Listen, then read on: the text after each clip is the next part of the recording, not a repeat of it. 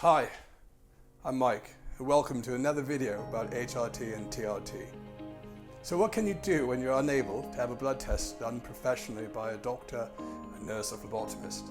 What options do you have? Well, in this video, I will show you what you need to do to successfully and quite literally extract blood from your finger. So keep watching.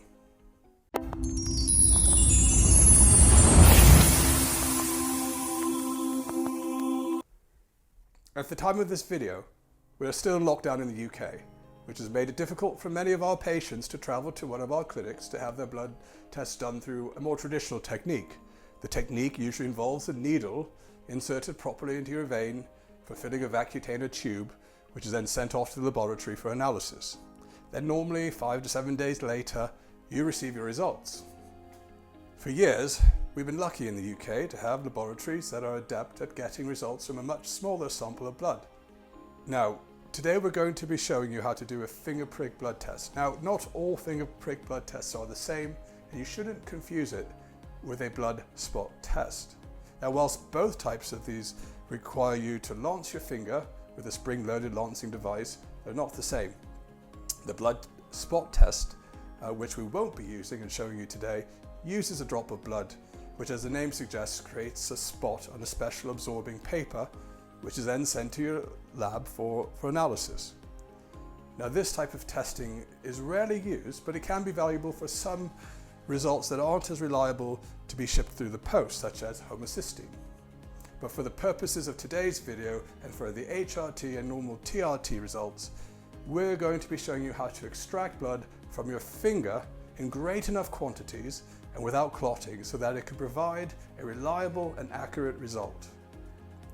We're looking for results that will allow your doctor to help monitor you properly on your hormone optimization therapy.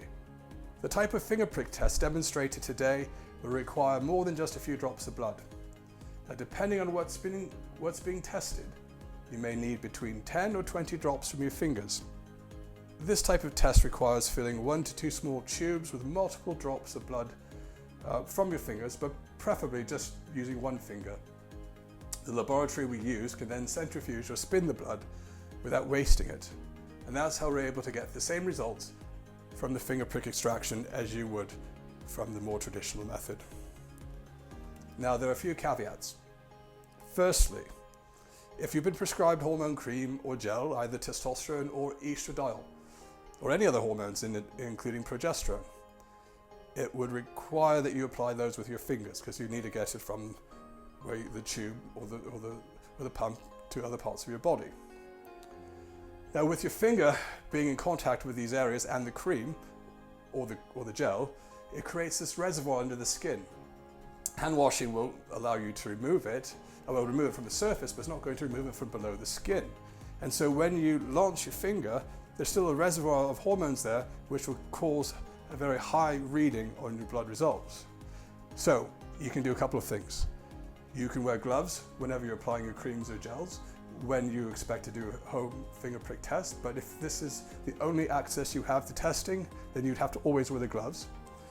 Or at least remember to use one hand only for applying and use the other hand for doing the finger prick extraction. So let's get started and I'll show you how it's done.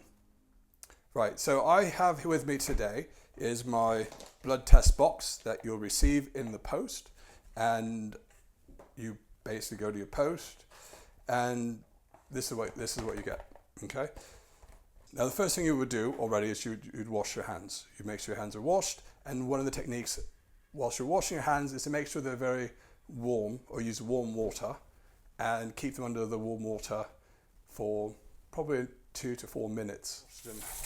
So using warm water, you wash the hands, right, keep them warm, okay.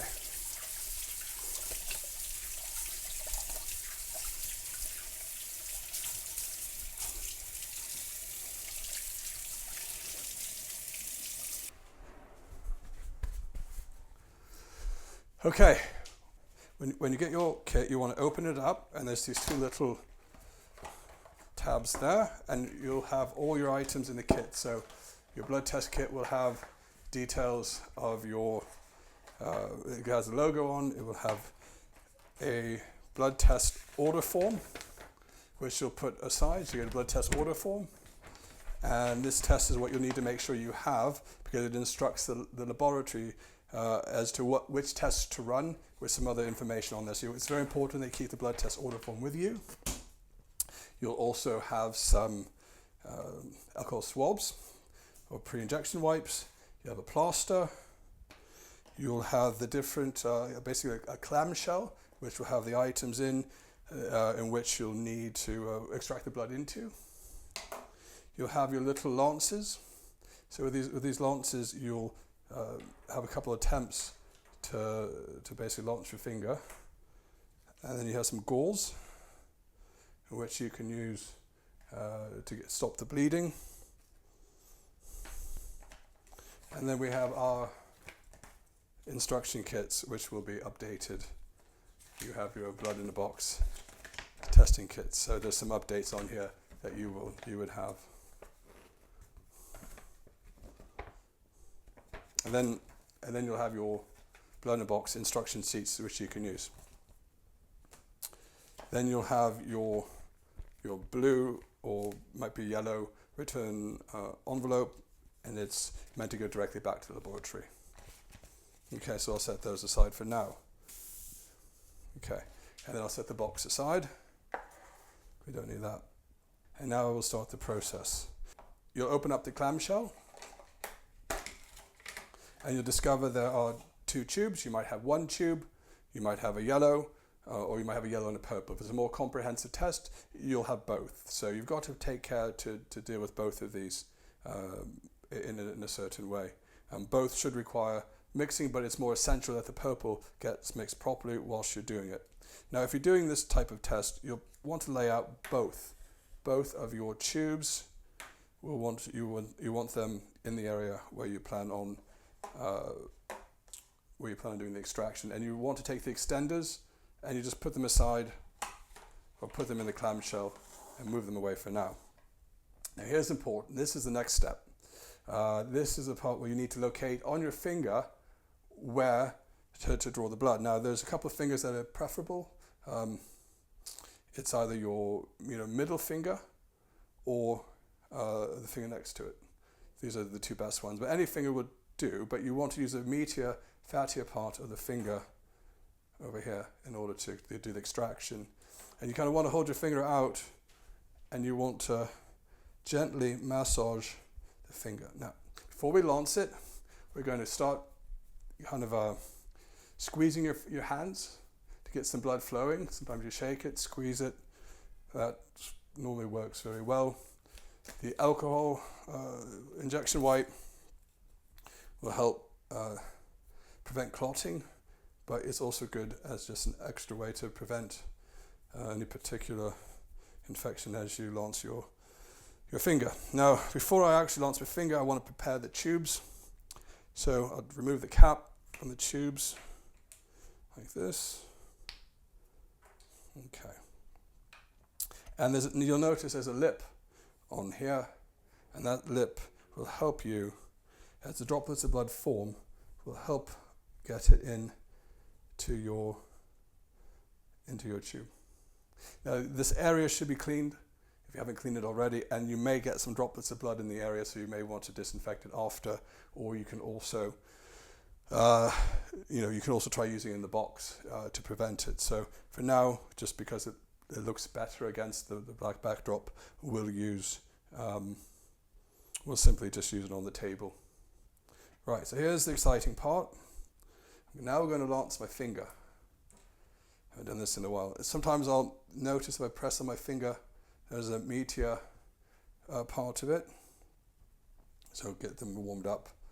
I tend to be right-handed. I'm not on cream, so okay, here we go. I sometimes press a little bit, and you have to press with this. Notice I'm putting it on the bottom. So as I push the blood, it's like the bottom and the outer part. Okay, and I'm going to go 3, 2, 1. Okay, hardly hurts, and there's a little bit of blood that forms. And what you want to do is wait for the droplet to form You may or may not be able to get, there we go. So it's starting to form, and you wait till the droplet comes out, and you just touch it on that lip. It's going to take quite a few, and you may want to, oh, I'm bleeding all over. Okay, like that. And you just want to touch the lip, okay? And then slight squeeze. And slight squeeze. You should be getting lots of blood. There we go. So this is the yellow one. Don't mix up the two. Make sure that you're not mixing them up either. Okay. All right. And I did get some blood here. And sometimes you start clotting. It just depends. I'm gonna wipe it so it's easy to see on the screen. It's a bloody mess, really. So it's okay if you wipe it. That will stop the clotting. Stop it from clotting as much. And there we go. Okay, and you want to get it to the line. And let's see. Sometimes this is harder to do in the morning. I think we're nearly there. I missed a drop. There we go. Okay. All right, so you get to the top line on that tube, and it may have clotted now. So when I say clot, oh no, got a few more out. It's okay. You don't want to overly press it, but just like that. And I think I'm nearly there.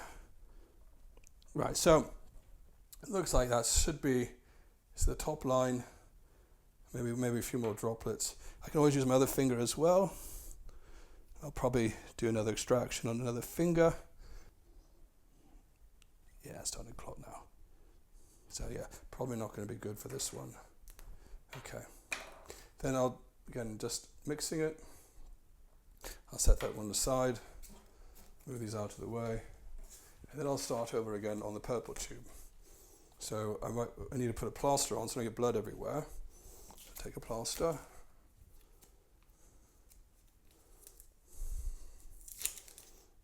It may hurt, you may feel a little bit of mild pain in your finger where you've lanced it, but just put the go there, and then, okay, so that's one finger done. You may need to use another finger. So, right, so that doesn't look pretty. I did get some blood on my table, but we'll try again. Now, sometimes you might not have a table that's as elevated as mine, and you may have it lower, so you might be able to get a better angle on it. So what I'll do is I'll try my other hand, or I'll use the same hand, and I'll try with the other finger, and we'll do the purple tube. Now this tube, again, you will have to mix it as you go along. So I'll be right back. Okay, now we're ready to do the next finger. I'll get some alcohol, sort of like so. This should go a little easier now. We've got one going. Get the finger moving. Sometimes you could hold it like this, just hold the blood almost like a tourniquet. Just give it a bit, okay. If you can't get blood, sometimes this is harder to do in the morning. Get it ready. You want to make sure it's like at an angle where it's going to drip easily, and make sure I lanced it properly, which it did. Oh, and there we go. Now we're going nicely on this finger, and making sure the blood just touches that. Now we get lots of blood here. Okay, so this is the purple tube. It's usually used for a full blood count, and I lost track of, it's like the third one. 4, 5, 6, 7, and 8, 9. If you're quick enough, you can keep filling it up 10. Let it really flow. There we go. Okay.